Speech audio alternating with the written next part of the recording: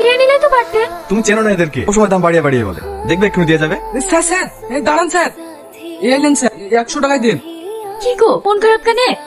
আমার 3 দিন টাইম দিয়েছি, 3 দিনের মধ্যে টাকা না দিলে স্কুল বলিছে বাবুকে স্কুলে ভর্তি করাতে পারবো না।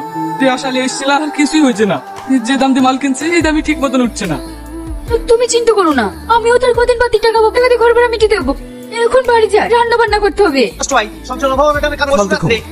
টাকার অভাব আছে, টিআরপি বাড়ানোর জন্য কিছুই না।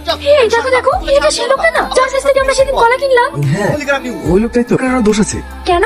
মানুষদেরকে সরকার দেখবে না তো কে দেখবে? তুমি সেদিনের কথা ভুলে গেলে?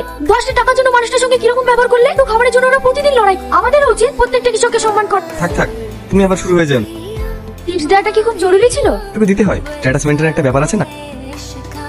স্যার ভালো কলা আছে, কলা নেবেন? 50 টাকা ডজন দেবো।